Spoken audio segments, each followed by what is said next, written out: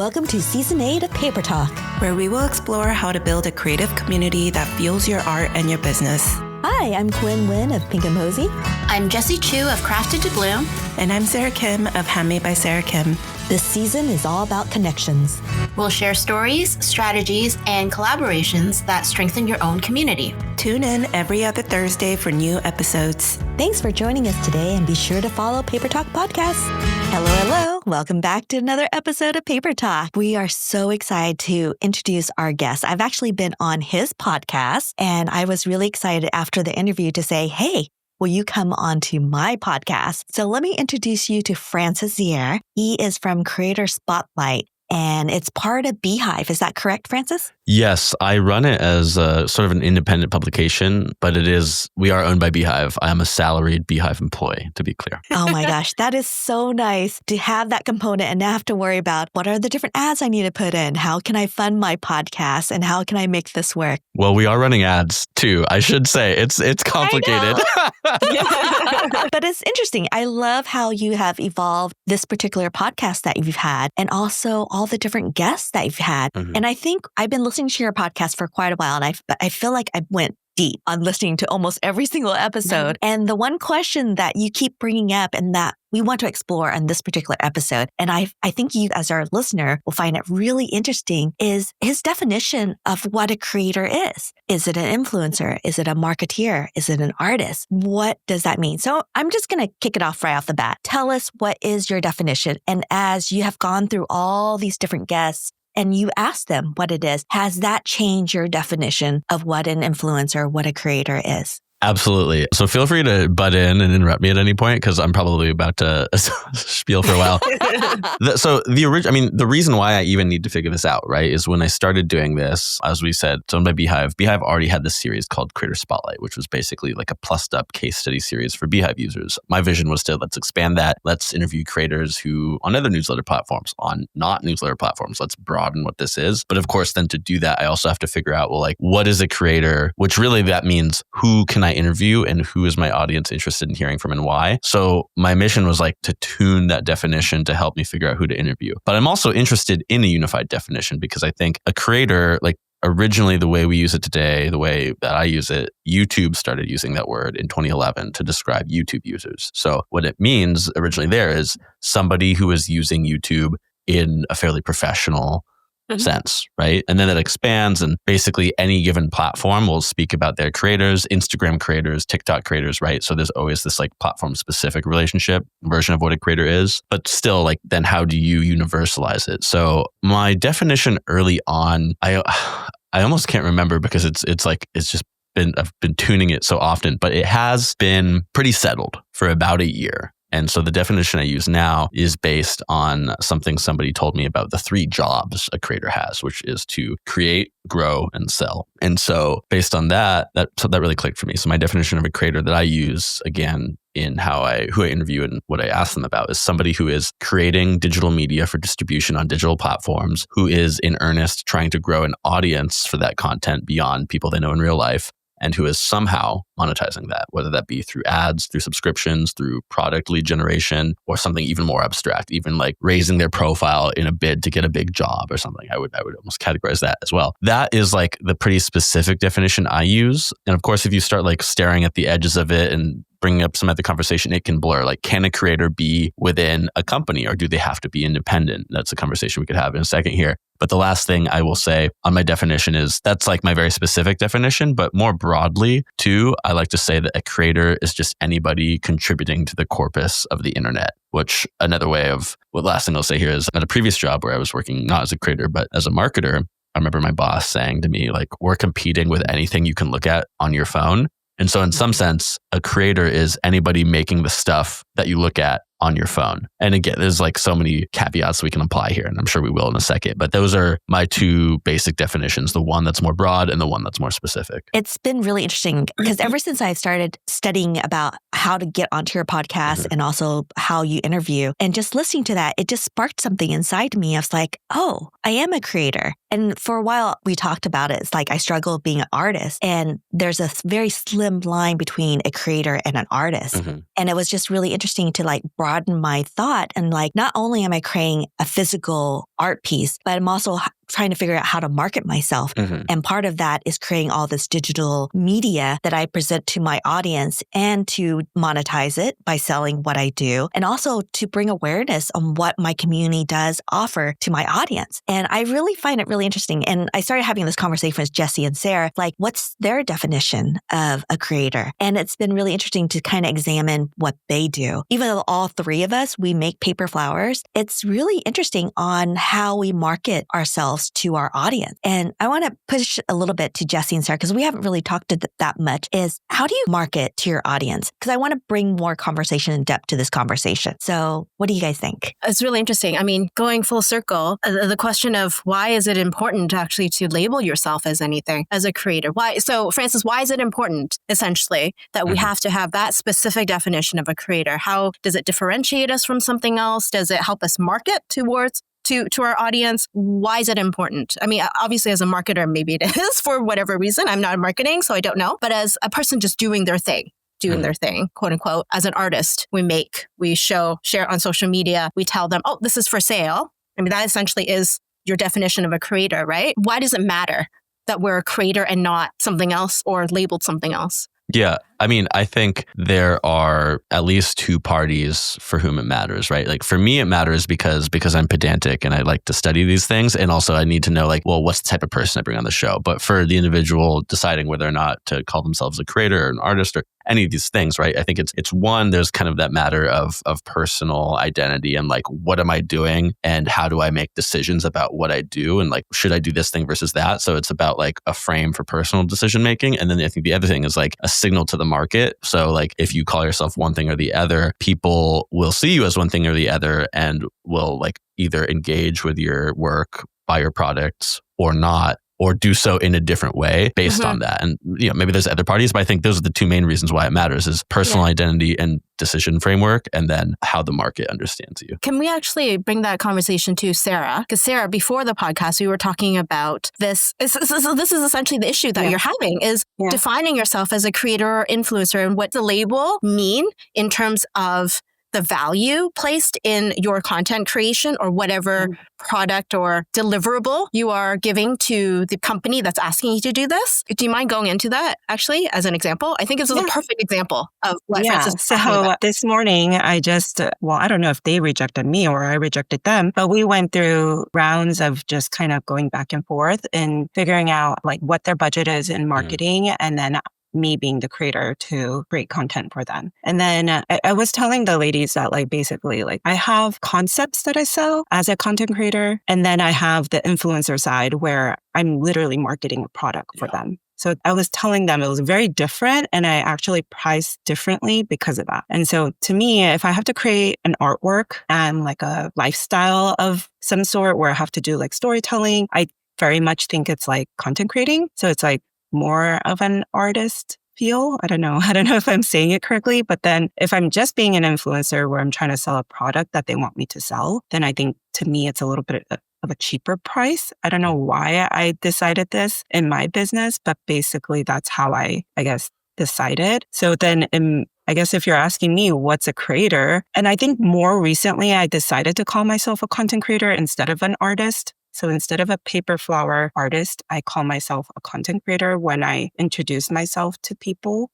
I don't know when that decided to happen, but I think it's because I realize what I do is I storytell through content. And then either that can be marketable or it can be sold in different ways, or they could purchase like my digital products. So it is very different. I'm not selling physical products anymore and I only sell digital products. So it's also going hand in hand with content creating. I don't know. So I'm all over the place. Sorry. I feel like I don't even know how to define what I do, actually.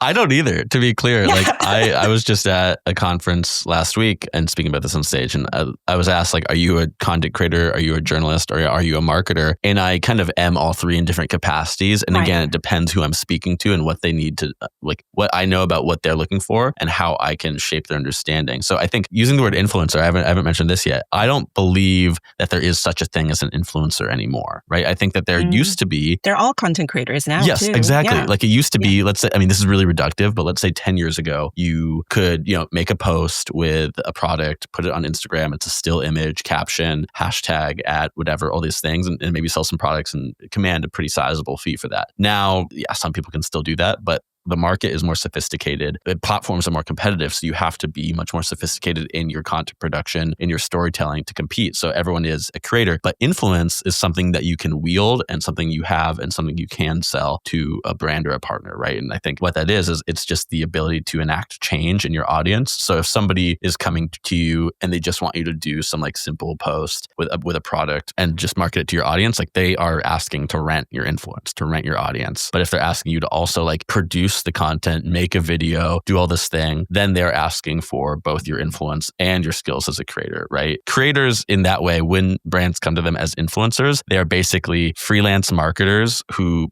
part of their value is not just their ability to produce the content, but the inbuilt audience. One last thing I'll say, I guess, is like, let's say you make paper flowers, right? And you just do that and you make them and you sell them to people in real life. Then you might be simply an artist. If you then start posting to social media and you enact an audience, then you are also a creator and you're both, but it's about like where you're showing up and how. Like just in person only, you're not a creator. Some people might I've asked this question to people sometimes and they're like, well, I think everyone's a creator and that we make stuff. And sure, but that's not really useful for the type of conversation we have. Okay, I'll stop it there. I'm rambling a bit now.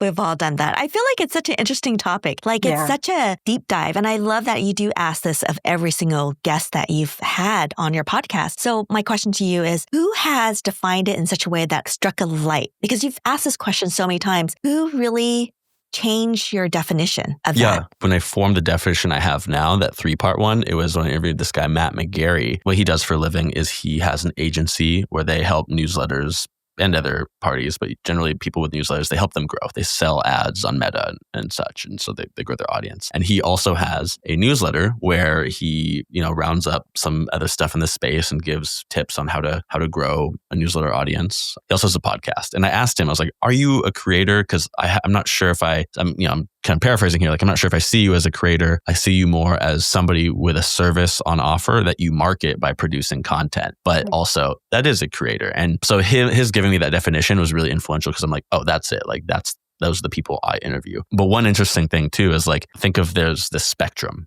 in the creator economy where you are either, nobody's a peer on either side, but it's the artist to business person spectrum. And Quynh, we talked about this when you came on the pod. And in the middle is the creator, is the entrepreneur, which is basically the same thing on this spectrum. And he's somebody who definitely comes from the business side. And one thing he said that I thought was really interesting is he was like, I never create something without a plan built in to monetize it. He's never creating just to create, which to me, it's like when I sit down and I write an essay or a newsletter, it's like maybe I kind of know where I want to get to with it, but I don't know what the end is. The point of making the thing is to find some answer. And that was like, wow, that's so diametrically opposed to my natural mode of creation. So like, I know I come from more the artist side of that spectrum, whereas he comes from more the business person side of the spectrum. Yeah, so he was probably the most influential in the last year. And it just made me think a lot about what is a creator, what is somebody more from the artist side versus the business side. How do these things meet in the middle? And you mentioned newsletter. I want to talk about that a little bit because something that we've been trying to influence our community is everyone needs to have a newsletter. Because with all the social media platform, it could go away in a blink and you lose your audience. But how do you maintain and inform your audience on what you're doing and what you're selling? It's newsletter because you own that email list. So you've done such an amazing job. I love getting your newsletter. Do you have a lot of control over the newsletter? How does that work for you?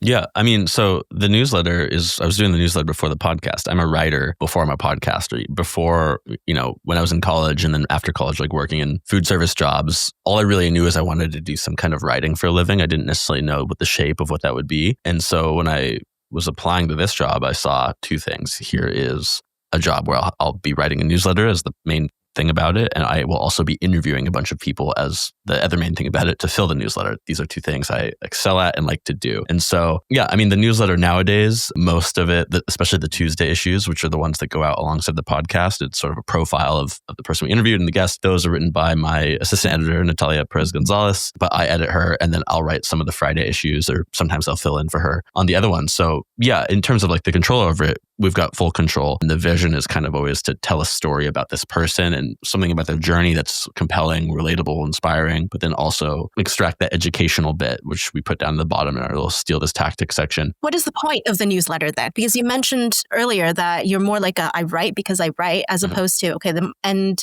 game is to monetize this. What is the purpose then of writing this newsletter for you personally? Oh, for me, I mean, so I'll give two, like for me personally and more like the business side. For me personally, it's just because I like to write and I like to like research people and I love what I do, right? I like learning about things and solidifying that learning by writing about it. On the business side, right? Like Beehive is a newsletter software company. So the purpose of this is kind of threefold maybe. Number one would be to produce a high quality product built using Beehive software. Number two is to profile people who are generally this or adjacent to this being like the type of creator that would use Beehive, right? And then number three is also to, and that being then kind of a way of driving leads back to Beehive. And number three is to monetize directly. We're selling ads now. So those are kind of the threefold purposes of the newsletter. But again, like going back to what we were saying a second ago about the newsletter is the most owned form of creator media. I mean, on YouTube and on the podcast generally, we get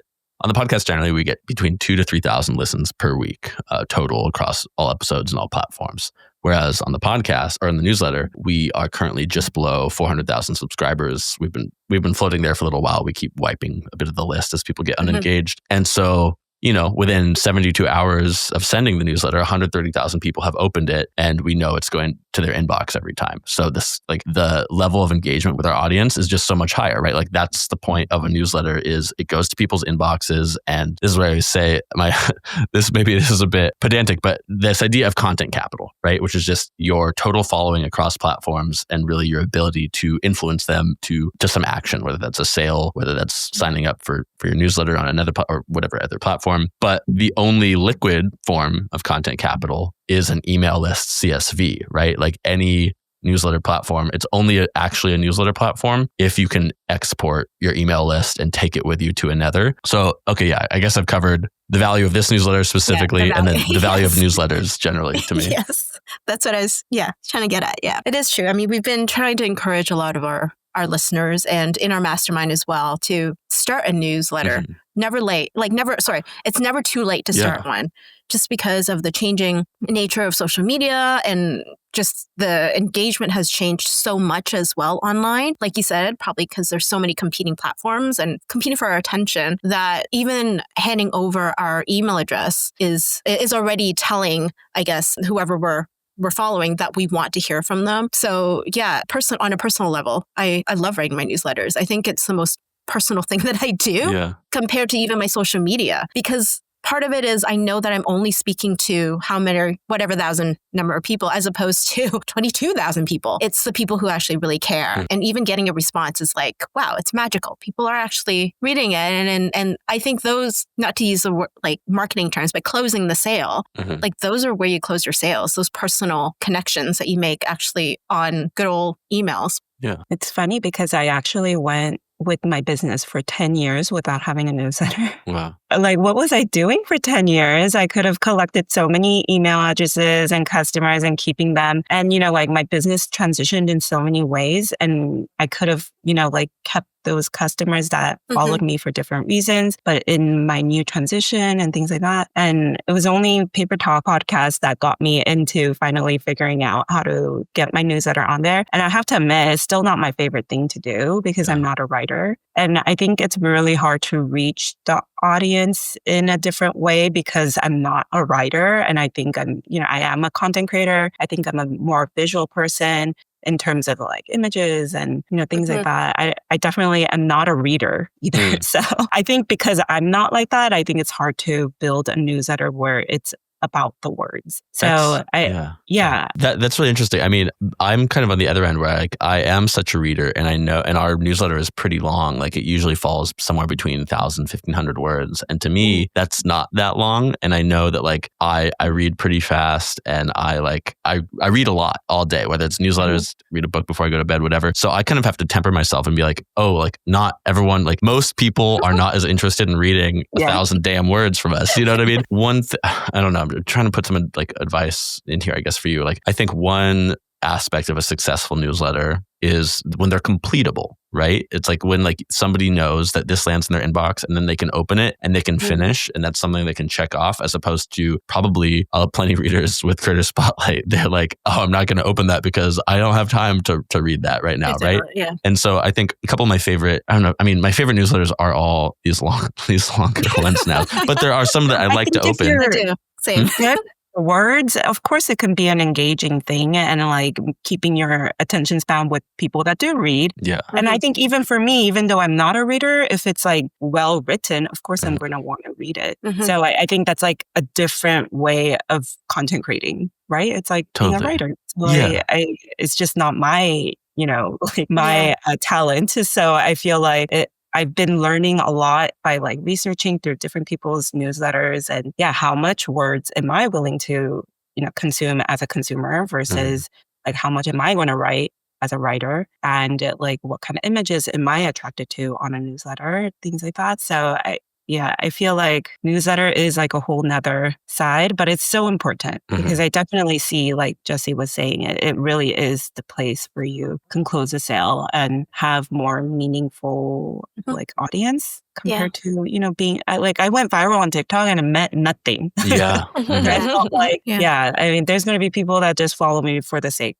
of being viral, but not on the newsletter. I think it's people that are going to be a little bit more like there's more intent.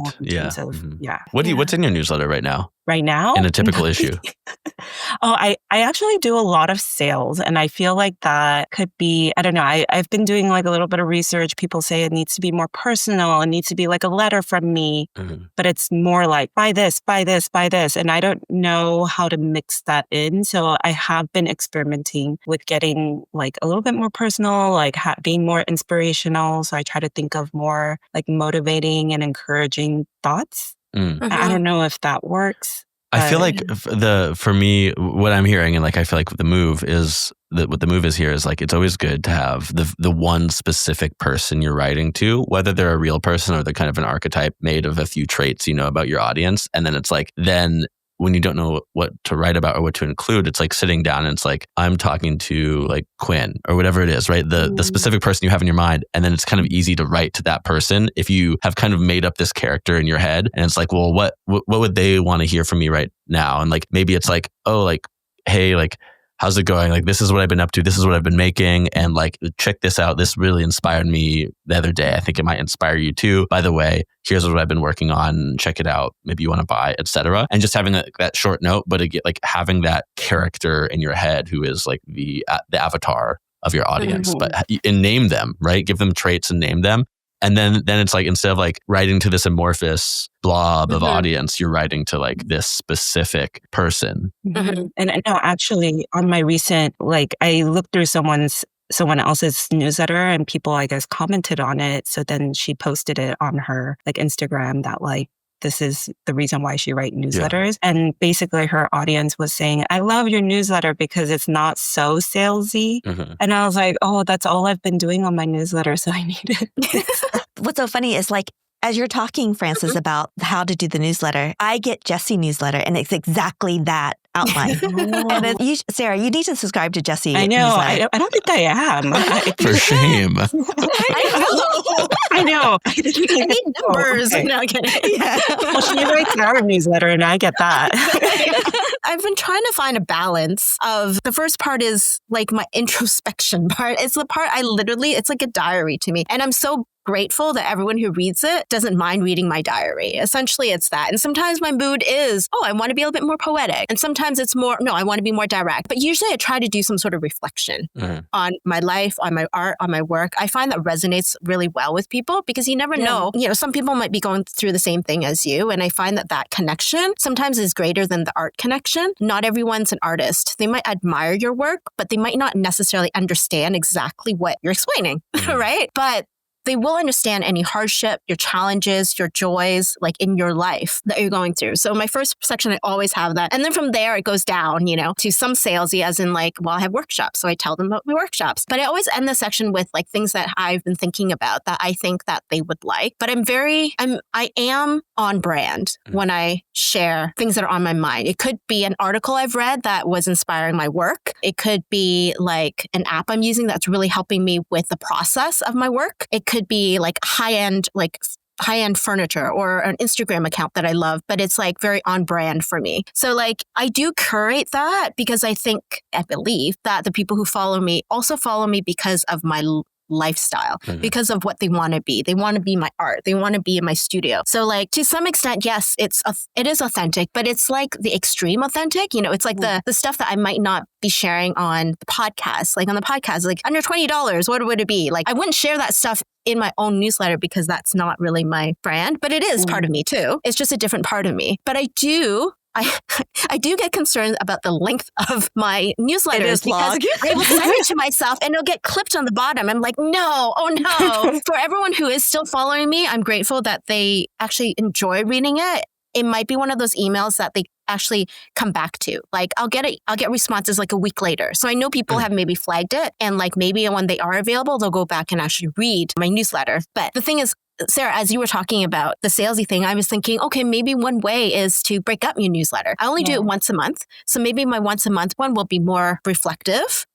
But then in between that, maybe two alternating, I guess, would be more and more salesy one where it's just, hey, this is just what I'm doing. Check it out. And that's it. Nice and sweet and short. People can look at it. People who don't, whatever. But they know that on a monthly basis, they'll get something more in-depth, more intimate from me. And maybe that will kind of break up the people who are interested versus not interested. I don't know. That's just me thinking about it. But yes, I have been thinking about how long my emails are and whether or not it's an issue. Because I am a writer. I'm like, and I'm like, oh no, I don't know if people, one train of thought to this. I'm like, I could go on forever. And so actually, Francis, I was like, as you were talking about the fact that you loved writing, and I've been receiving a lot of newsletters where people are starting their emails.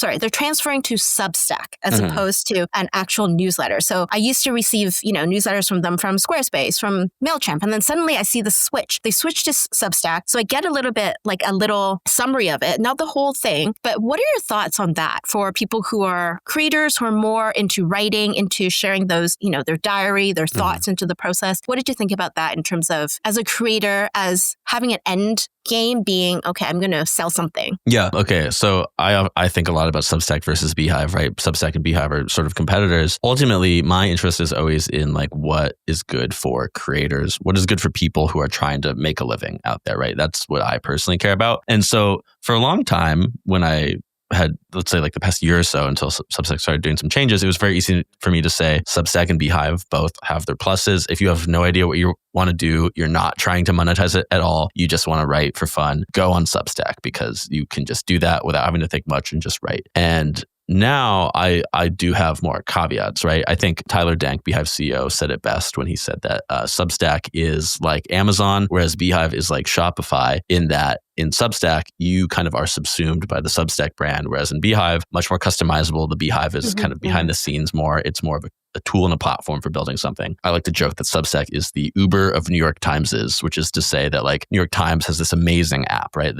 In terms of news and how traditional news brands have made the leap to digital media, they've done it so well by having this app and you scroll it, whatever. And on Substack, I was recently home talking to some older family friends, and they were saying like, "Oh yeah, we love our Substacks. We'll scroll Substack all the time and look at Substacks." And so Substack is a social media platform, and I think this is what anybody who's thinking about making newsletters should. This is how anybody should think of it. Substack is a social media platform that has a newsletter feature, but even that is being degraded a little bit. I mean, for one, Substack is, if you're doing a paid subscription, right? Substack is a take rate business. The way they make money is if you have a paid subscription, they take 10% of that. Whereas with Beehive, you pay, I mean, it's free up to 2,500 subscribers. And then you don't get all the features on the free plan, but pretty robust. And then after you have 2,500 subscribers, you pay a monthly fee to use the software. And so there's these upfront fees, not like the take rate fees. And so that requires a more prosumer creator, somebody who knows what they're trying to do, who has this business well monetized, and who can afford to pay that upfront software fee. And the other thing with Substack more recently is they did this thing where now you can pay for a subscription within the app. And because the app is downloaded from the Apple Store, that means that then if you download the app from the Apple Store, when you pay a subscription fee, Apple is also taking 30% of that, which that's, to be clear, like that's not necessarily on Substack. Like this is Apple's thing. But for a long time, they didn't enable that, partially, I would imagine, because of this. So I think there are other things, like Substack doesn't really have the automation features that Beehive has. They just added A/B testing for subject lines. Beehive has had that for a couple of years. I don't want to like stand here being like a Beehive spokesperson so much, but I think to put an end on it, the main thing to understand is that Substack is best thought of as a social media app that happens to have a newsletter feature, but it's not really a true newsletter platform. It's strayed away from that a little bit, which is a bummer. I mean, I read plenty of newsletters that are on Substack, right? And others like it, like lest I, sound too spokesman-y, like your Kits, your Ghosts, etc. Like these are more fully fledged newsletter platforms. Substack is a social media platform. I mean, it's so interesting. Well, also as a creator, I mean, a lot of us are creative, quote unquote, in many different ways with art, but also some people are also poets as well. So I'm just thinking about why people would switch, but that makes total sense. I mean, it's a social media platform for writers, essentially. And it's algorithm driven. So it's easy to find an audience without having to put effort in off platform. And like that can be good. But then there's also the thing of like, whether did they follow you or did they subscribe to your newsletter? Because you can't export them if they didn't subscribe to your newsletter, right? And maybe if they follow you, then they'll subscribe and all this stuff. But like, again, it's my last word on it is it's a social media platform with a somewhat featured newsletter platform inside of it. Essentially, it's telling, like, every time they send out email, it's saying, "Hey, I have a new Substack. I have a new Substack."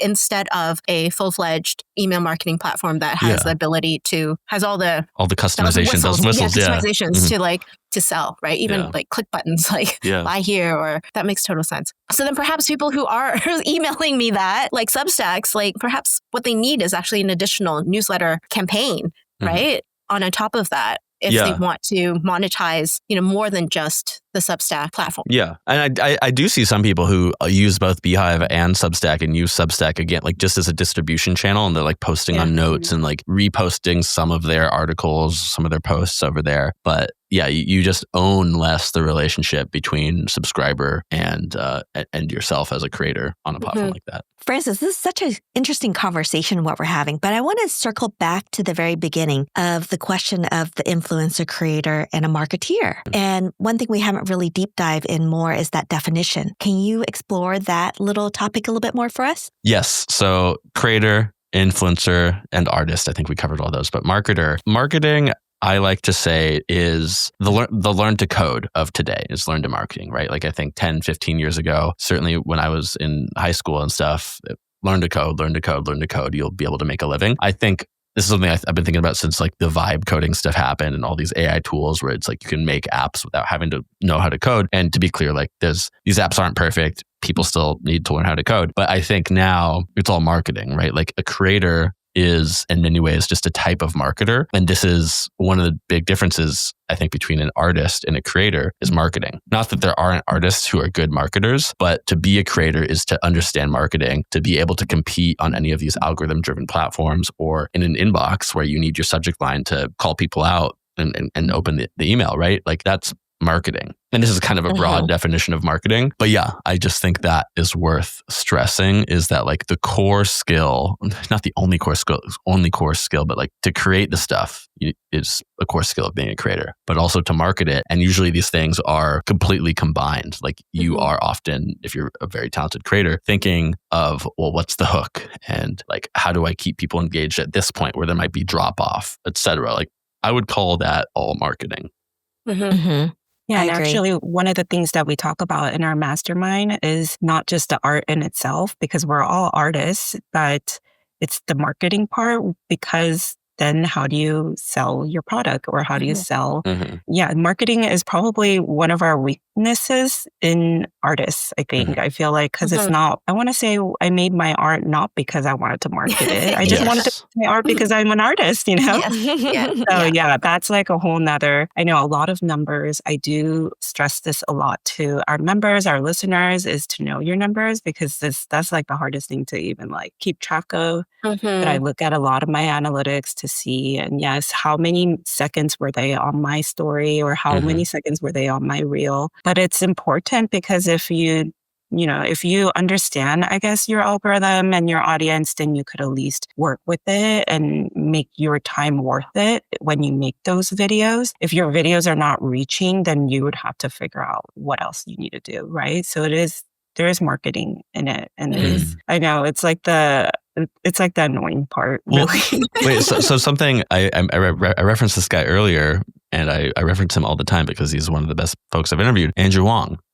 He has this book, Make Your Own Rules, subtitled Stories and Hard-Earned Advice from a Creator in a Digital Age. And so when I interviewed him a year and a half or so ago, it was on the occasion of this book being published. And I started the job recently. I was looking for books about the creator economy. And, in one sense, it's like, okay, it's kind of hard to write a book about the creator economy because things are always changing. You can't really write about the platforms, et cetera. But Andrew, he must be like 42 or something like that. And he's never really had a real job. He's always been a musician. And so the first way he really started making money, I think while he was in college, it's like 1999 or something. He's selling his songwriting services on eBay.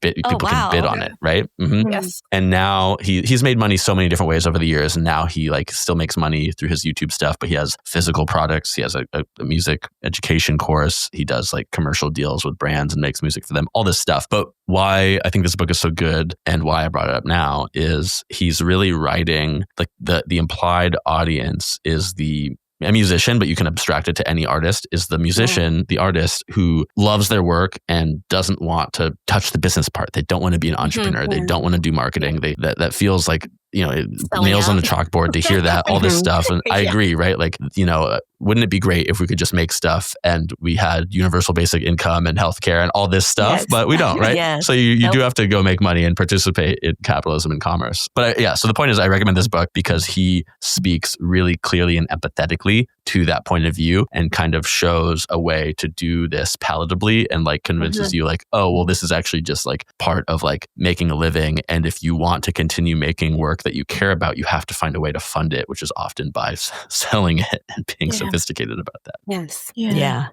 It is much harder selling your own work than it is selling someone else's work. It's a very different mindset. Yeah. They say it's you got to learn how to kill your darlings or whatever in writing. It's also hard to learn to sell your darlings. Yes. Very much so. It's so interesting that you brought this up. I was thinking like, as you were talking, it's like, oh, I have a degree in marketing and then I also have a degree in finance. So I feel like that is what separated me from all the different artists in my community is like knowing how to run your business and to market your business and to talk to other people. It's been such an important aspect of myself that I've been able to spread my wings out and do so many more really fun, interesting projects. And I love that. I mean, we've been able to connect because of that too, because of Kajabi, and then be able to not only know how to code or market yourself, but also to be able to make those connections and to pull that in together. And I find that so interesting. And we're trying to teach that in our mastermind is don't focus just on your art and on your local people, but also be able to talk to your local people because you never know who they know. Yeah. And that has been really interesting on even talking to Sarah. She has referred me to so many interesting jobs that I wouldn't have been able to do because she didn't, that's not her wheelhouse. And so she refers it to me. And so that's been really interesting on making those connections with not only with other artists, but also with my students. And I know both Jessie and Sarah have connected with our students, and those students has brought us extra projects or jobs that we wouldn't have gotten if we just stayed in our own lane. And I know a lot of people said, stay in your lane, heads down, do your work. Yes, do that. But look around because you never know what people are doing and you have to stay on trend. I hate to say that, but you need to go where the trend is because that's where your audience is going to be. Time for everything. You got to have your head down in your lane at times. Then at other times you have to go to market. Yep, exactly. And you got to know when to do that. All right, now to the fun part of our episode. Francis, you're going to be in the hot seat. What have you purchased lately that's been under $20 that has brought a smile to your face and that has made you super happy? This is a hard one because I was trying to think of something more practical that anybody could buy, but it's going to be a food item. You said that was okay. So it's going to be a food item. So I was in New Orleans for work last week, and I used to live there for a couple of years. And one thing that we don't really have so much in New York that they really have down there is really good Vietnamese food. And so I went to my old favorite pho spot, Pho Tao Bay, on Tulane and Claiborne, I think it is. And I had the pho duc viet there, and it was so good. Oh my God. So I don't know why we like don't have the technology up here for the good broth. Yeah. So that was probably the best. What was that? Because you live in New York, right? But I think it's just there's such a larger Vietnamese community down in New Orleans. True. And so yeah. Well, I didn't know that either. But what I was told when I went down there, I was like, oh, that's crazy. Why are there so many like Vietnamese restaurants and stuff down here? And what I was told was like, well, it's like Mekong Delta, Mississippi Delta. It's the same. Yep. And both colonized by the French. So there's kind of this, the geography and the history is so overlapping there. But yeah, so that's the best thing I've paid less than $20 for in the last couple of weeks is some pho. I have to say pho is getting more and more expensive. Yes. Yeah. It used to be $5 or $6 when we started buying it because my mom would make it. I've never had to pay, of course. But as you started going out, I was like, and then now it's $18 a bowl. I'm like, what? To me, Vietnamese food is my comfort food. So yeah, everything is so expensive. Yeah. But at least it's still under $20. That one in New Orleans is a little cheaper still. In New York, the same bowl would have been 19. I think that was like 13 or something. So crazy how inflation has happened over the past few years. Things are so expensive now. I know. That's why you have to learn to market yourself. All right, Sarah, what have you purchased lately that has made you super happy? Yeah, I just recently went to Japan, so I bought a lot of things. I brought a whole luggage just to bring stuff back. And one of my favorite things that I bought at Don Quixote was it was like a fan clip. It was really hot there, by the way. It was super humid and super hot. I still had the time of my life. And it was a clip for your fan to put on your umbrella. And I was like, this is genius. So then, because I have to carry the umbrella because it's really hot with the sun. So I was like, oh, this is perfect for Disneyland when I go. You could take the fan and the umbrella and it like clips on all at once. I use it to go pick up my son because I have to be in the sun too. Yeah. So yeah, it's really cute. You can just put your fan on your umbrella now. Smart. What about you, Jessie? Nothing special, really. I was in Costco the other day and picked up, I want to call them hot toddies, but I think they're called little hotties.